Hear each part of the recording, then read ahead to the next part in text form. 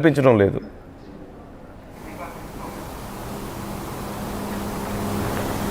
Yes నందు అటు Malkajgiri MP Etela Rajender చేసినటువంటి వ్యాఖ్యలు ఏవైతే ఉన్నాయో అవి కొంత ఈటెల రాజేందర్ను కూడా బాధ పెట్టాయి అని మనసును కలిసివేశాయని చెప్పి స్పష్టంగా కూడా ఆయన వ్యాఖ్యలు చూస్తే అర్థమవుతుంది. గత కొంతకాలంగా ఈటెల రాజేందర్కు సంబంధించి పార్టీలో ఎప్పుడైతే ఈటెల రాజేందర్ కొంత మౌనంగా ఉన్నారో అప్పటి నుంచి కూడా ఈటెల రాజేందర్ పార్టీ మారే యోచనలా ఉన్నారంటూ కూడా కమలం పార్టీలో ఒక వర్గంలో కూడా చర్చ కూడా కొనసాగుతుంది. దానికి సంబంధించి కూడా ఇప్పటికే ఫలానా వ్యక్తితో బీఆర్ఎస్లో కూడా టచ్లో ఉన్నారు, అందుకే సైలెంట్ అయిపోయారు, తొందరలోనే వేరే కుంపటి పెడతారు, వేరే పార్టీ పెడతారని ఇటువంటి వార్తలు ఏవైతే ఉన్నాయో ఈటెల వద్దకు కూడా చేరినట్టున్నాయి. తనకు సంబంధించి గతంలో బీజేపీ పార్టీలోనే ఉన్నప్పటికీ తను రాష్ట్ర అధ్యక్షుడిగా ఆశించినప్పటికీ ఈటెల రాజేందర్కు రాష్ట్ర అధ్యక్ష పదవి రాలేదు. అనంతరం జరిగినటువంటి పరిణామాలతో పార్టీకి కొంత అంటి ముట్టనట్టుగా మల్కాజ్గిరి ఎంపీ ఈటెల రాజేందర్ ఉంటున్నారు. అటు ఢిల్లీ రాజకీయాలకు సంబంధించినటువంటి వ్యవహారాల్లో కూడా ఢిల్లీ నుంచి ఎవరు వచ్చినా సరే ఎక్కడ ప్రోగ్రాములు జరిగినా చురుగ్గా పాల్గొనేటువంటి ఎంపీ ఈటెల రాజేందర్ కొంత పార్టీ కార్యక్రమాలకు సైతం కూడా కొంచెం వెళ్ళనట్టుగా కూడా వ్యవహరిస్తున్నటువంటి తీరు ఏదైతే ఉందో పార్టీలో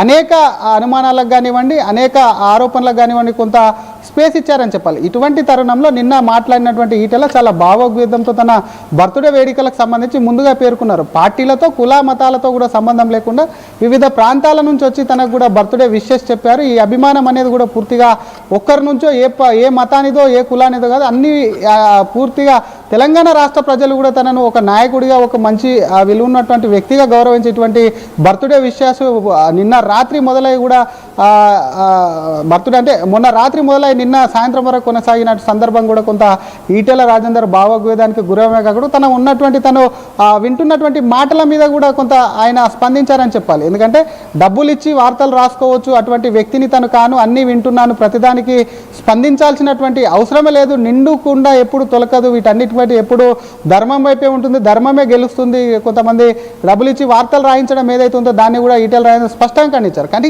ఈటెల చేసినటువంటి వ్యాఖ్యలు ఏవైతే ఉన్నాయో వీటిని ఎవరిని ఉద్దేశించి చేశారు? పార్టీలో ప్రధానంగా అటు రాష్ట్ర పార్టీ అధ్యక్షుడినా లేదంటే అటు కరీంనగర్కు సంబంధించినటువంటి కేంద్ర మంత్రి ఉన్నట్టు బండి సంజయ్ని ఉద్దేశించి చేశారా, ఇంకెవరిని ఉద్దేశించి చేశారన్న దానిపై కూడా కొంత పార్టీలో చర్చనీయాంశంగా మారుతుంది. ఎందుకంటే ఈటెలకు సంబంధించి అటు కరీంనగర్ ఉన్నటువంటి తరుణంలో బీజేపీకిలో ఉన్నటువంటి ఇద్దరు అటు కరీంనగర్ నుంచి అటు బండి సంజయ్ కానీ ఈటెల రాజేందర్ కానీ వారి ఇద్దరి మధ్య పచ్చగడ్డి వేసే బగ్గుమైనటువంటి సిచ్యువేషన్ కూడా కంటిన్యూ అయ్యి వస్తుంది. మరి ఈటెలకు సంబంధించినటువంటి ప్రచారం ఏదైతే ఉందో ఆ ప్రచారాన్ని గతంలో కూడా ఒకరిపై ఒకరు కూడా అటు ఈటెల రాజేందర్ మీద బండి ప్రచారం చేస్తున్నారు, బండి మీద ఈటెల ప్రచారం చేస్తున్నారని చెప్పి కొంత వాళ్ళకు సంబంధించినటువంటి అభిమానులు కార్యకర్తలు కూడా కొంత రెండు గ్రూపులో విడిపోయి బాహాబాయికి దిగినటువంటి సందర్భాలు కూడా ఉన్నాయి ఈ తరుణంలో. ఎందుకంటే ఎలక్షన్కు సంబంధించి దాదాపుగా ఇంకా అటు పార్లమెంట్ ఎలక్షన్ దాదాపు 2 ఏళ్ళు ఉన్నాయి, అటు అసెంబ్లీ ఎలక్షన్కి 2.5 సంవత్సరాలు ఉన్నాయి. కాబట్టి ఈటెల రాజేందర్ ప్రస్తుతం కూడా కొంత మౌనంగా ఉంటున్నారు. కాబట్టి దాన్ని కొంత ఛాన్స్ తీసుకొని కూడా మరి ప్రచారం అయితే జరుగుతున్నటువంటి ఈ సిచ్యువేషన్లో ఈటెల మాట్లాడినటువంటి మాటలు ఏవైతే ఉన్నాయో నిజంగా ఆయనను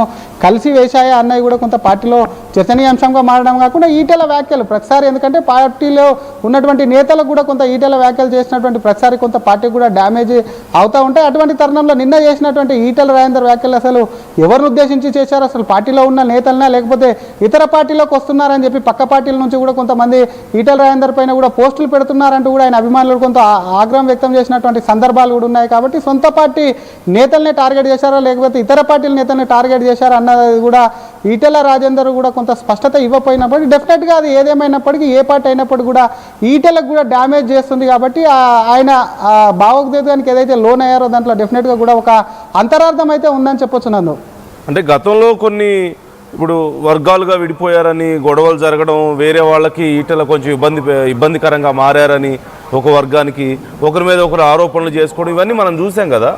ఇప్పుడు అధిష్టానం సీరియస్ అవ్వడంతో కేవలం ఫర్ సమ్ టైం అవన్నీ పాస్లో ఉన్నాయే తప్ప పూర్తిగా పోలేదు ఆ గొడవలు అనేది అందరూ మాట్లాడుకునే విషయమే. సో మరొకసారి త్వరలో ఈ ఇంపాక్ట్ కనపడే అవకాశం ఉందంటారా? సందర్భం వచ్చినప్పుడు మరొకసారి ఆ గొడవలు మళ్ళీ తెర మీదకి వచ్చే అవకాశం లేకపోలేదు. And at the same time Etela బీజేపీలో పూర్తి స్థాయిలో సంతృప్తిగా లేరు అనే అభిప్రాయాలు కూడా ఉన్నాయి. ఇంతకుముందు మీరు చెప్పినట్లుగా ఏదో సొంత పార్టీ అని రకరకాల మళ్ళీ సొంత గూటికి వెళ్తారని రకరకాలుగా చర్చలు వస్తున్నాయి కదా. సో ఆయన క్లోజ్ సర్కిల్స్లోంచి ఈ విషయాల మీద ఏమైనా క్లారిటీ వస్తుందా? అసలు ఆయన ఏ ఆలోచనలో ఉన్నారు, ఏం జరిగే అవకాశం ఉంది? ఆయన చాలా సైలెంట్గా ఉంటూ వస్తున్నారు కదా. డెఫినెట్గా నందు ఆయనకు సంబంధించినటువంటి సైలెన్స్ ఏదైతే ఉందో ఆ సైలెన్స్ వెనుక కొంత వైలెన్స్ కూడా దాగి ఉందని చెప్పొచ్చు. ఎందుకంటే ప్రతి సందర్భంలో ఆయననే క్లియర్ చెప్పాడు, ప్రతి దానికి ప్రతి మాటకు కూడా వెంటనే రియాక్ట్ అవ్వను, అలాగని రియాక్ట్ అవుతలేనని చెప్పి ఆ విషయం తనకు సంబంధించి తన వద్దకు కూడా రాలేదని అనుకోవద్దు అంటూ కూడా ఒక రకంగా కూడా హెచ్చరికలు జారీ చేశారని చెప్పొచ్చు. అసలు పార్టీ మారతారు, ఈ ఒక పార్టీలోకి వెళ్తారు, లేకపోతే బీజేపీ వదిలేసిపోతారు, లేదంటే కొత్త పార్టీ పెడతారు అన్నటువంటి అనుమానాలు ఏవైతే ఉన్నాయో అవి సొంత పార్టీ నేతలు ఇతర పార్టీలకు సంబంధించిన అంశాలు కూడా ఈటల రాజేందర్ దృష్టికి వచ్చినా చాలా సైలెంట్గా ఉంటారు. ఆ సైలెంట్ వెనకాలనే పార్టీ మీద కూడా రాష్ట్ర అధ్యక్షుడు రానప్పటి నుంచి నందు ఇదివరకు చెప్పినట్టు ఆయన అసంతృప్తితో ఉన్నారు. కానీ కేంద్ర ప్రభుత్వంలో అటు బీజేపీ అధికారంలో ఒకవైపు కేంద్రం నుంచి రావాల్సినటువంటి నిధుల గురించి ఎప్పటికప్పుడు అక్కడ మంత్రులను కలుస్తూ కేంద్ర మంత్రులను కలిసి ఆయన నిధుల మీద కానీ ఆయన అభివృద్ధి మీద కానీ ముందుకు వెళ్తుంది. ఇక్కడ రాష్ట్ర ప్రభుత్వం పైన కూడా ఈటల రాజేందర్ అసహనం వ్యక్తం చేస్తున్నారు. రాష్ట్రంలో ఉన్నటువంటి పార్టీలకు కూడా ఇక్కడ అనేక అబద్ధాలు చెప్పి కూడా పార్టీలకు అధికారంలోకి వచ్చారు, అటువంటి పార్టీలను కూడా క్షమించరు అంటూ కూడా క్లియర్ కట్గా ఈటల పేర్కొన్నటువంటి నిన్నటి బయటలో కూడా ఉంది. మరొక పక్క బీఆర్ఎస్లో ఉన్నటువంటి సిచ్యువేషన్, తన అవమానాలు ఎదురైనప్పుడు అక్కడ కూడా ఏ విధంగా ఎదుర్కొన్నా కేవలం కేసీఆర్ ఒక్కడే కాదు ఉద్యమం చేసింది, కేసీఆర్ను కూడా కాదని తను ఉద్యమం చేసినటువంటి రోజులు కూడా గుర్తు తెచ్చుకున్నారు. కాబట్టి అదొక రకంగా ప్రస్తుతం ఉన్నటువంటి పార్టీ నేతలకు కూడా కొంత అది వార్నింగ్ లాగా అనుకోవచ్చు. గతంలో చూసాం, ఎన్నికలకు ముందు కానివ్వండి, ఎన్నికల అనంతరం ఎప్పుడైతే రాష్ట్ర అధ్యక్షుని ప్రకటించినంత వరకు తెలంగాణ వ్యాప్తంగా తెలంగాణ రాష్ట్రంలో ఉన్నటువంటి అన్ని జిల్లాల్లో దాదాపుగా ఈటల రాజేందర్ జరిగారు, పార్టీ కార్యక్రమంలో చురుగ్గా పాల్గొన్నారు. ప్రెసిడెంట్ అనౌన్స్ చేసిన వెంటనే కూడా కొంత ఈటెల నెమ్మదించడం, కేవలం మల్కాజ్గిరి వరకే పరిమితం అవ్వడం ఏదైతే ఉందో అనేక రోజుల నుంచి కూడా ఈటెల పైన కూడా కొంత ఆయన వ్యవహరిస్తున్న వ్యవహార శైలి పైన కూడా కొంత పార్టీలో కూడా చర్చనీయాంశంగా మారింది. కాబట్టి నిన్న చేసినటువంటి వ్యాఖ్యలు ఏదైతే ఉన్నాయో ఆయనకు సంబంధించి జనాదరణ కలిగినటువంటి నేతగా కూడా ఈటెల రాజేందర్ తెలంగాణకు సంబంధించిన ఒక జనాదరణ కలిగిన నేత కూడా ఆయన గుర్తించింది. కాబట్టి ఆయనకు సంబంధించి నిన్న వచ్చినటువంటి అభిమానులు ఆయనకు సంబంధించి బర్త్డే వేడుకలకు సంబంధించినటువంటి వారు అందరినీ చూసి కూడా ఈటెల రాజేందర్ ఇటువంటి వ్యాఖ్యలు కూడా కొంత మనసులో మాటలు పూర్తి స్థాయిలో ఒకరిని టార్గెట్ చేసి అనకపోయినప్పటికీ కూడా డెఫినెట్గా ఈటెల పార్టీ పైన కొంత అసంతృప్తితో ఉన్నట్టు కూడా క్లియర్ కట్గా కనిపిస్తుందని చెప్పొచ్చు. నన్ను right thank you Sridhar, thanks for the details. Party విషయంలో ఆయన అసంతృప్తిగా ఉన్నారు, ఆయన అనుకున్న స్థాయిలో ఆయనకి అక్కడ ఆదరణ దక్కడం లేదనే అభిప్రాయం ఉన్నట్లుగా కనపడుతుంది. మరోవైపు ఈ గ్రూప్ రాజకీయాలు ఆయన ఇబ్బంది పెడుతున్నాయని, అంటే ఆయన వల్ల మేము ఇబ్బంది పడ్డామని కొంతమంది అంటుంటే, లేదు నన్నే ఇబ్బంది పెడుతున్నారని చెప్పి ఆయన గ్రూప్ చెప్పడాన్ని మనం చూస్తూనే ఉన్నాం. ఒకానొక సమయంలో బహిరంగ విమర్శలు, ఒకరి మీద ఒకరు ఇక ఆల్మోస్ట్ తిట్టుకున్నంత పని చేశారు. ఈ నేపథ్యంలో ఈ మధ్య ఆయన సైలెంట్గా ఉంటూ వస్తున్నారు. కాకపోతే శ్రీధర్ చెప్పినట్టుగా ఈ సైలెన్స్ వెనక ముందు చాలా పెద్ద వైలెన్సే కనపడే అవకాశం ఉంది అనే అభిప్రాయాలు లేకపోలేదు. అంటే సొంత గూటికి వెళ్తారని కొంతమంది కొన్ని రకాల రూమర్స్ స్ప్రెడ్ చేస్తుంటే, కొంతమంది ఏమో లేదు ఆయన సొంత పార్టీ పెట్టుకుంటారని చెప్తున్న వాళ్ళు కూడా లేకపోలేదు. సో ఏం జరిగే అవకాశం ఉందని మీరు అనుకుంటున్నారు? ఈ సైలెన్స్కి కారణం ఏంటి? ఏదైనా ఒక పెద్ద నిర్ణయం త్వరలో ఈటల నుంచి వచ్చే అవకాశాలు కనిపిస్తున్నాయా? అలాగే ఆయన్ని బాధ పెడుతున్నారు, ఇంకా ఆయన సైలెంట్గా ఉన్నా సరే అవతల వాళ్ళు సైలెంట్గా ఉండడం లేదంటూ చెప్తున్నారు. మరి ఈ విషయంలో అధిష్టానం వద్దకు ఏమైనా తీసుకువెళ్తారా? కంప్లైంట్ ఏమైనా చేసే అవకాశం ఉందా? మీ అభిప్రాయాలను కామెంట్ చేయండి.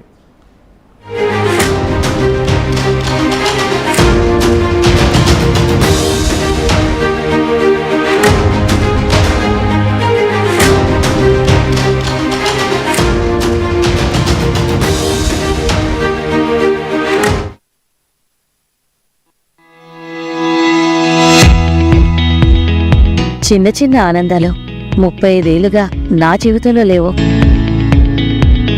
35 ఏళ్లుగా నేను డైపర్లలో బ్రతికాను.